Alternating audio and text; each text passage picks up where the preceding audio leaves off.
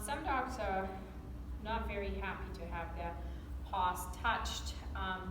So sometimes I just go down and make sure my dog doesn't want to pull his feet away from me when I do this. I do this a lot as puppies as well with them, where they have to learn that if I pick up their paw, they're simply going to get a treat for that.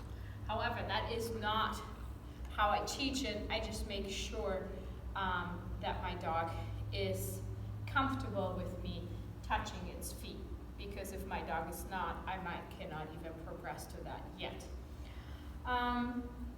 Okay, so what you could do is you could have your hand very low and see if your dog will step on it with a cookie to lure on it. Yes, good boy, very good. I can lure him onto my hand. Yes, good boy, Metric, good boy. Yes, very good. And I could start bringing my hand a little bit higher and still lure him a bit forward. He's almost stepping. Yes, good boy, very good. Yes, good boy. Now, because he's been touching me up here on my arm, I'm going to lower my hand even higher up to see if he can actually, touch my hand instead of my arm. Yes, good boy. So here's his paw. I'm going to bring up my hand all the way up here and see. Yes, good boy. And see if he puts it in there. Yes, good boy. Good boy. Yes, good boy, Mitchell. Yes. Good. Yes. Very good. Sit. Sit. Wait. Yes. Good. Yes. Very good, Metric. Let's see if he can offer me his other hand too. Yes. Yes. Yes. Very good. Sit. Yes. Alrighty. So today we're going to actually teach you guys how to do a figure eight through our legs.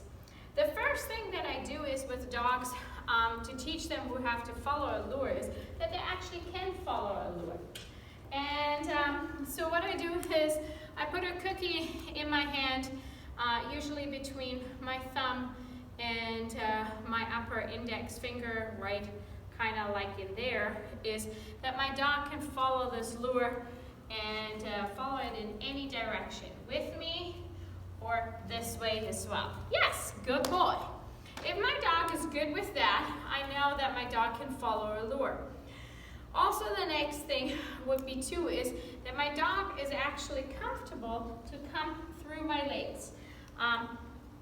That sometimes can be already hard for my little dogs especially as well, or big dogs who are just not used to being in between our legs because we tell them all the time to not be in there. So what I do is I place the dog just in between my legs and I feed them a lot of cookies so that they know that this is a good spot to be and that I did invite them through this. Because I have a lot of dogs who actually do not like that at all. So what we do then is you have your dog on your right hand side, you have your left leg forward, and you're gonna put your left arm to the outside, and then you have, yes, your dog just come through the leg. The moment Metric is gonna go through here, I'm gonna say yes to him. He's gonna follow that cookie a little bit forward, and I let that cookie go up front there. Okay, one more time. I'm gonna bring him over here, and I'm just holding him because he's so fast for demonstration purposes. Yes. Oh, yes, go through. Good boy. It's hard to be a demo dog, isn't it? Alrighty, so we would do that with the other side the same way too. I have the cookie in my right hand. I will have Metric be here, have him see that treat, and he will come out and I will say yes the instant he's under that leg. So one more time. Yes, good job, Metric, very good. So I go through, yes, go through, yes, and I release the cookie. I release the cookie about, well, my hand is about here, so if I would bring my back forward, my dog has now the next option to go to the next leg, okay? And first, I very often will move my leg before I really make them just do an 8. An 8 means that the handler would stand still, but the dog is do the movement. When we weave through legs, we actually, through, would move forward, okay? But when we teach the 8, we actually as handlers stand still. So, I will demonstrate you your end picture. All right, are you ready, Metric? Metric, through. In the beginning, I would treat every single time he goes through my legs so that every repetition is being paid, and then I will put it into a variable schedule where he maybe gets it every 3rd time, or every 5th time, or every 6th time, and I go back to just a single one and end off with that one, because that will be the best one to keep in his memory, and that he got rewarded. So, happy weaving or 8s through your legs. Through. Get it! Alrighty, we are here today to teach you guys how to teach take a bow. The problem is with take a bow is that I find the word bow is very close to the word down. And so I like to substitute the word bow for actually stretch. It's very different from all my other commands, and I find my dogs have a better time with it. The problem is with stretch and downing is that it's very similar to the action.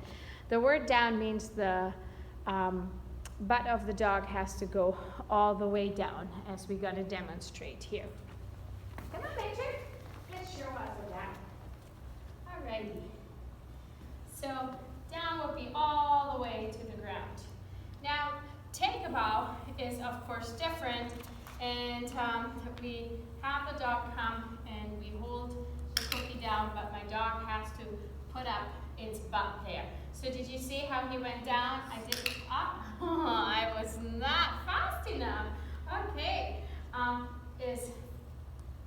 Better is to have his butt actually in the air versus having the butt to the ground. So that's the tough part for the dog to learn, because the beginning of it looks exactly the same as we would teach it down. So that's the tough part for the dog to do. And to learn to differentiate it with it, and that's why I like to divide the word bow and down as well into stretch and down. It just sounds very differently. So what I do is I have Metric standing, and I know he's getting very impatient here, and I bring his nose straight to the ground in between his feet, and I give him the cookie just before he would put his butt down if I would ask him for a down, and I up-click him before he goes down. Did you see how I was just a split second too late there? So he came all the way down. Good. Now I can also put the word on it, stretch, and to make it very different for him. And I can start with the word stretch and then put the cookie down. Stretch, put the cookie down. Stretch, put the cookie down. So now my dog has this advantage that he has learned to target yogurt plates. I do this for tracking and my other sports and obedience and stuff. I work a lot with this prop. And so I can actually teach him to stretch onto the yogurt plate as well, instead of having him go all the way down. So he goes to the yogurt plate, hopefully. Oh, he has not noticed where it is, so I'm going to just put it back down for him. Good boy, yes, that's it. And I go throw the treat away, reset him up. Oh, almost, Metric, almost, that was very good.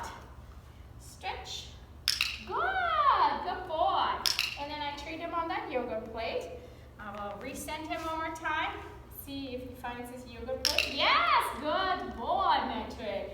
Very good. Yes, that's it. So this way I can teach him basically to already offer me the behavior with just a prop as the cue for him.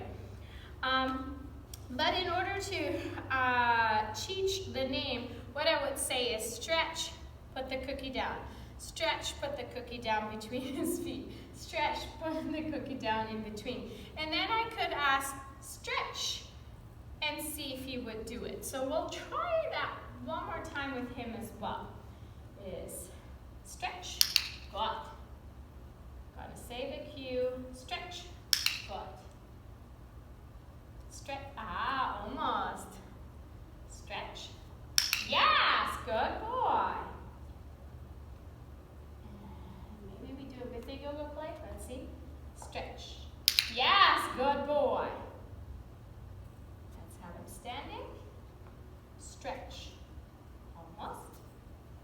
Stretch. Yeah, good boy. Of course, these things are not done in one training session. It does take a while. What do we say? 100 repetitions in order for the dog to actually learn it.